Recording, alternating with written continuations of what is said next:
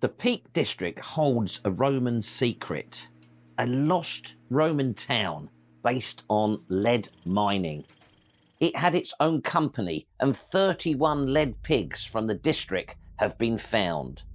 Could this even be a clickbaity Roman Atlantis in Britain? Penny Jackson, last seen searching for Roman roads on the Furness Peninsula, is now looking for that town. Lead was the plastic of the Roman Empire. What happened here when Roman rule ended?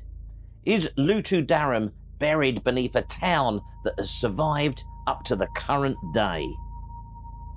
And as well as all that, we've got what must be the most complex seesaw segment on YouTube.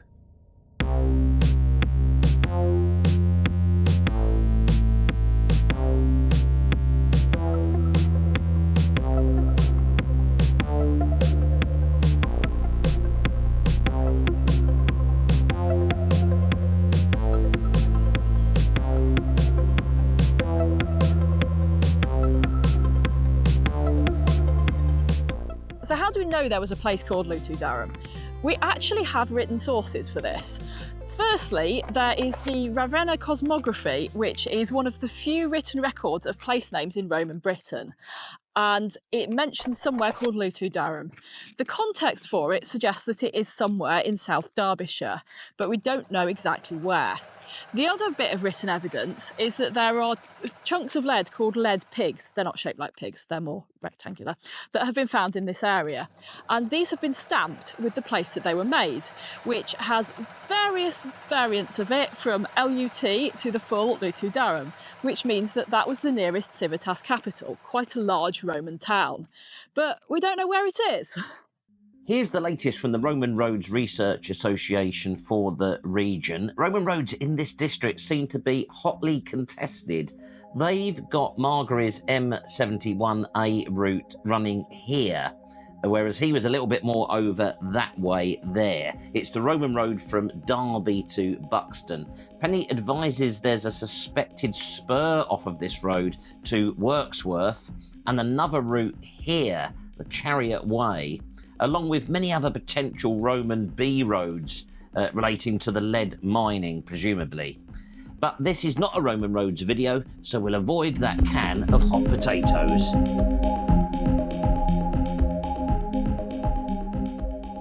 Okay, Penny, so there's lots of contenders for Lutudarum. Let's go and take a look at a couple of them now. I've got this new teleportation app. It's supposedly less painful. Okay. First time teleporting? Yeah. Right, let's go for it.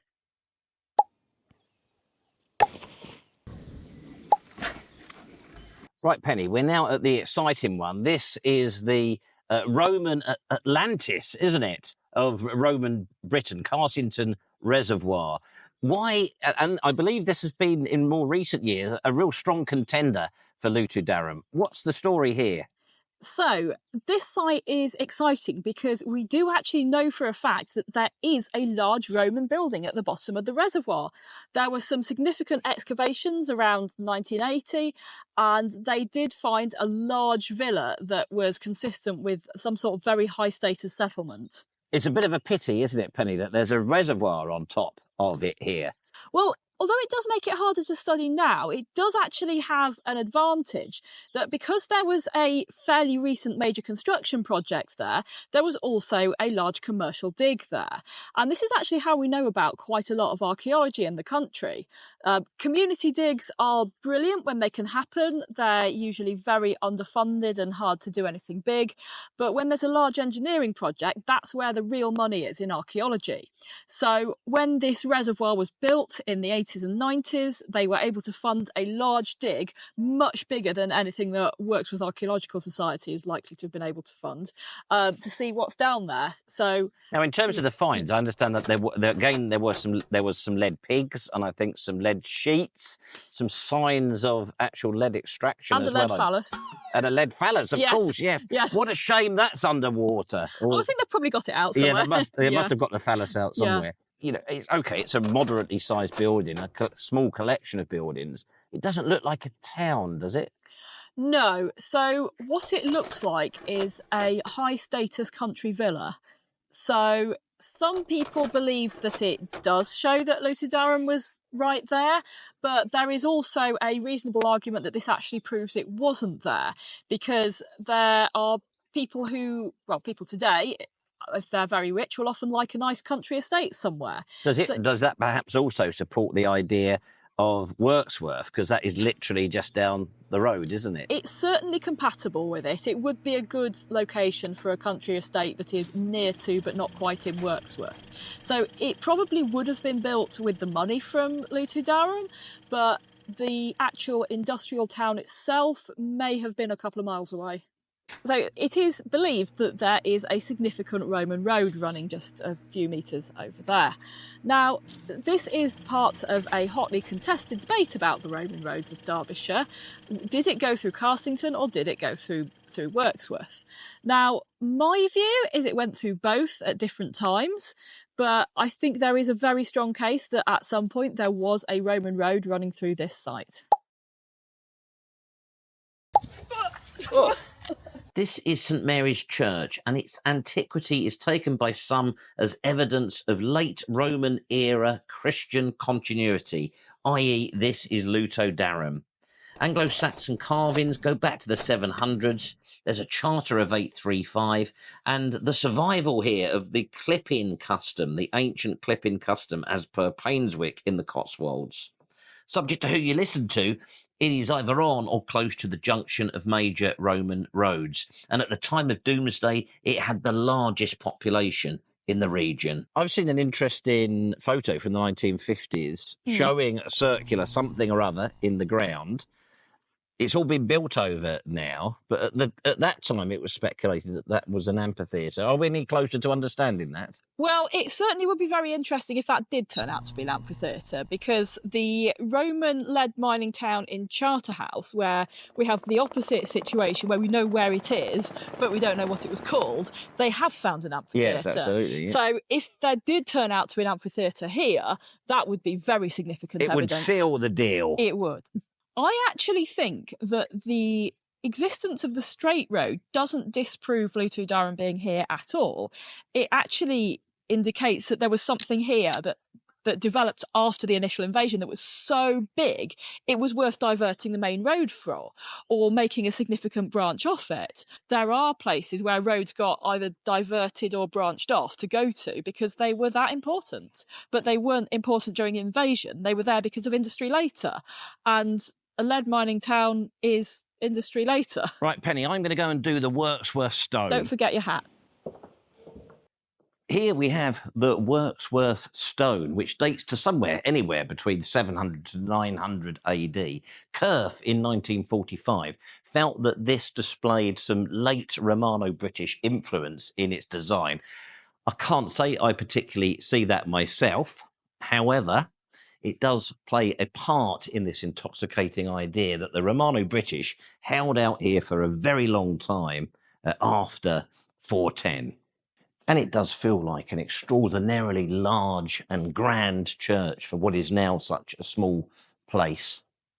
One theory about why this is a Roman site is the name of the valley that this is at the head of, the Ecclesbourne Valley. Now, Eccles is a Saxon word for church, which actually means an old church to the Saxons, i.e. a Roman church. So somewhere in the Ecclesbourne Valley, there must be a Roman church. Is it this one? Now, there certainly is a good case for it. Being at one end of the valley and it being such a big, important church, and possibly on the site of where a Roman road was diverted to something important here, these are all very strong cases. However, it's also worth looking at the other end of the valley. Where the Ecclesbourne joins the Derwent, there's another old church with a very, very old yew tree in it. The Ecclesbourne Valley is an absolutely enormous valley. It has Roman roads on the sides, it has known Roman sites on it. The Eccles Church on the Ecclesbourne Valley could be anywhere, but it's not unreasonable to suggest it's at one end or the other. So I would say it's circumstantial evidence, but it's not bad. Right, Penny, we've got others to consider. Let's activate my new teleport app. Let's go.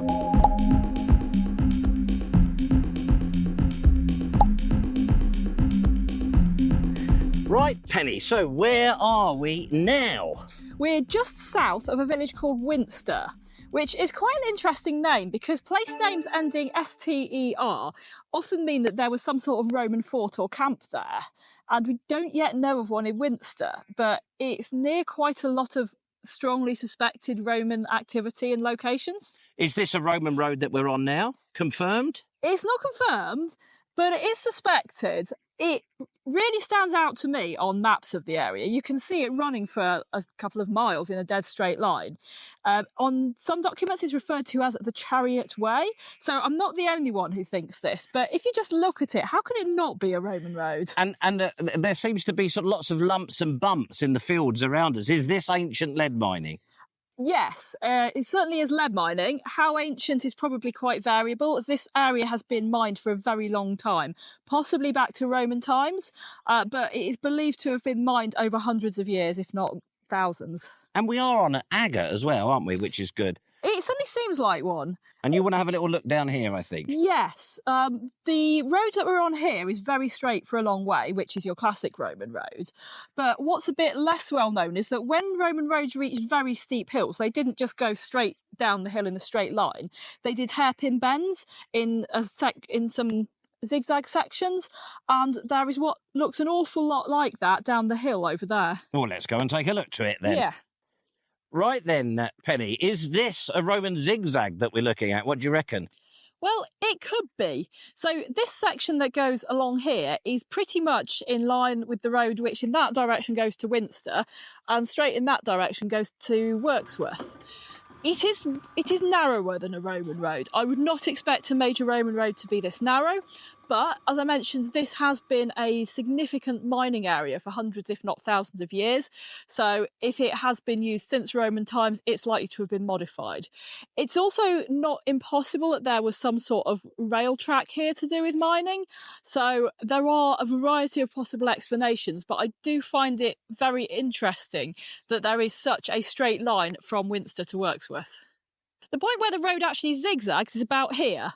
So I'm currently walking in line with the road to Winster, but here it takes a turn to go down the hill. Well, I don't know, but it is quite well cobbled. There's a lot of stone on this surface. OK, Penny, so we've got a Roman road here, the Chariot Way. I love that name. Yeah. Not widely recognised, perhaps, but I guess the key question for me, does it help us understand which one is Lutudarum? I really want to know which one is Lutudarum. I'm afraid I don't have a definite answer for that. Oh, I thought so. What I do know is that the lead mining area of the Peak District is quite large and would probably have encompassed both. I would actually say possibly it would actually be an argument in favour of Wirksworth. It seems to be taking things from the fields which have the lead mining there to something that way. And also the surname would suggest perhaps a military presence rather than an industrial one. Presumably in terms of shipping the lead on from there, that's going to be going by road, but also by river. Are there any obvious river sort of options for them there? Yes, there is. So the obvious river connection would be at Cromford, which is not far from Wirksworth. The River Derwent is one of the biggest rivers in Derbyshire. There are many River Derwents, but this is the one that matters. And Cromford is considered to be its northern limit of where it's navigable when the river is quite high. So there may have been a combination of river and road transport. Hold on to your hat, Penny. I'm just about to teleport you to the next one. Off we go. OK. I think the teleporter's malfunctioned. New teleport required! Right, Penny, whilst we're here, we may as well make the most out of the facilities.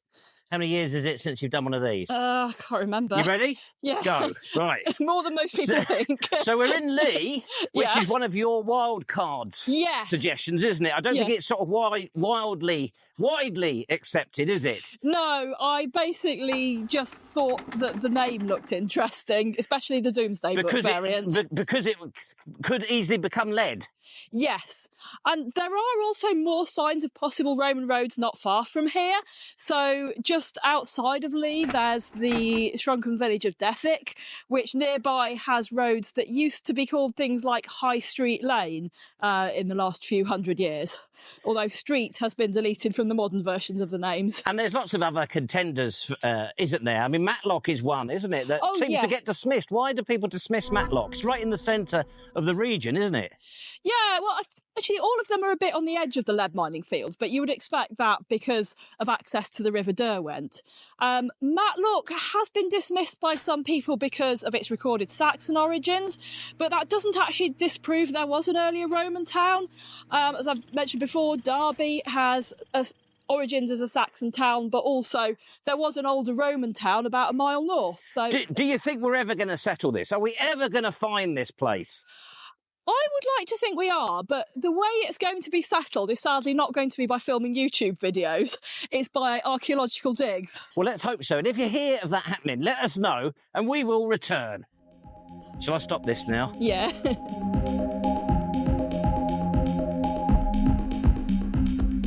I mean, finding Lutudarum sometimes feels like climbing on this. There's just so many pieces to put together. The Matlock area is a big one that we haven't discussed a lot of. A lot of the lead pigs have been found around Matlock. And some of the older lead mines are in the area as well. I'm just going to give up and walk on the chain. The connection to the River Derwent is an important thing to consider. Cromford has got a reasonable case for it on that basis. Tansley and Tansley Moor is another place connected to lead pigs and mining. And there is, of course, the mine often referred to as Roman Cave, although that may just be a Victorian invention. But was it even around here? We're assuming it was in this area with about a 5-mile radius. But the Ravenna cosmography implies it's between Derby and Roster near Stoke-on-Trent. So was it actually further south and we're looking in completely the wrong place?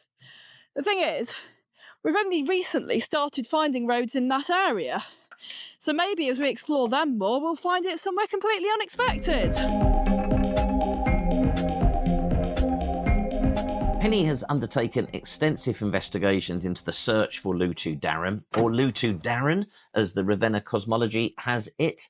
And one of the things that leapt out at me was the analysis of lead extraction spikes going by atmospheric pollution. And this highlights a spike around 493, so long after the end of Roman rule in Britain.